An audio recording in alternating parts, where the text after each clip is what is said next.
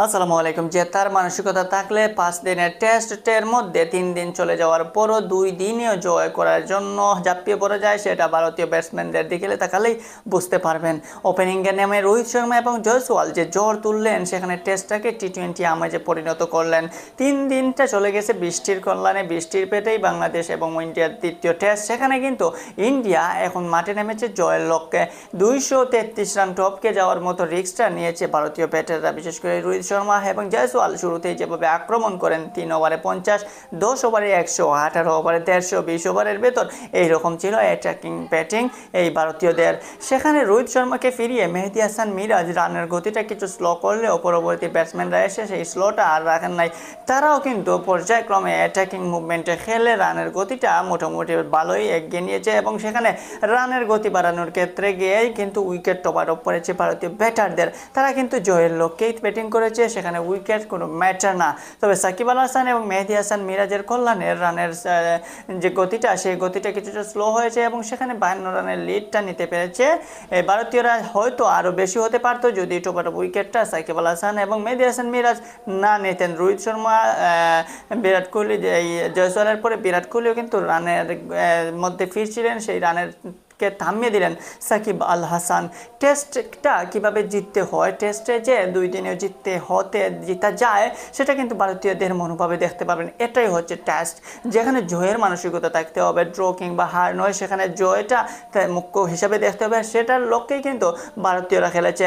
যেভাবে bowling attack করেছে, বাংলাদেশি ব্যাটারদের টোপাটপ ফার্স্ট ইনিংসে তুলে নিয়েছে, যেখানে 3 উইকেটে বাংলাদেশ যখন ব্যাটিং গেছিল, মমিনুল এবং মুশফিক আজকে যখন ব্যাট করতে নেমেছিলেন, সেখানে মমিনুল ছিলেন অবিচল, 13 নম্বর সেঞ্চুরি করতে পিছপা হন নাই। এমনকি সেখানে তিনি নট আউট থেকেইছেন, কিন্তু তার অপোজিট সাইডে যারা এসেছেন তারা দ্রুত চলে গেছেন, যার ফলে স্কোরটা বড় হতে পারে নাই। এখন দ্বিতীয় ইনিংসে বাংলাদেশ ব্যাট করছে 26 রানের, এখনও পিছিয়ে রয়েছে, উইকেট 2টাও নাই। ওপেনিংয়ে জাকির হাসান আবারও ফ্লপ। জাকির হাসানের পর যে নাইট ওয়াচম্যান খ্যাত হাসান মাহমুদ এসেছিলেন আজকের দিনটা কোনো রকম কাভার দেওয়ার জন্য, কিন্তু সেখানে হাসান মাহমুদও ফেল। রবিচন্দ্র অশ্বিনের উইকেটের কাছে কুপকাত হলেন এই দুই ব্যাটসম্যান। সাদমান এবং মমিনুল রয়েছেন বর্তমানে ক্রিজে। সাদমান 40টা বল খেলে ফেলছেন।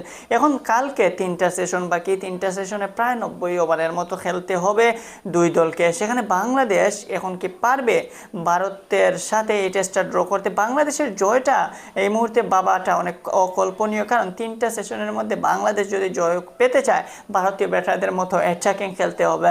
ফার্স্ট সেশনে যদি বাংলাদেশ কোনো রকম 200 রান নিতে পারে, তাহলে হয়তো বাংলাদেশ জয়ের কিছুটা দ্বারের কাছে যেতে পারে। কিন্তু সেখানে বাংলাদেশ এই রিস্কটা কি নেবে, নাকি বাংলাদেশ চাইবে 2টা সেশন কোনো রকম ব্যাট করে কোনো রকম রানের গতিটা সচল প্লাস হচ্ছে সময়টা যাওয়ানোর জন্য ট্রাই করবে?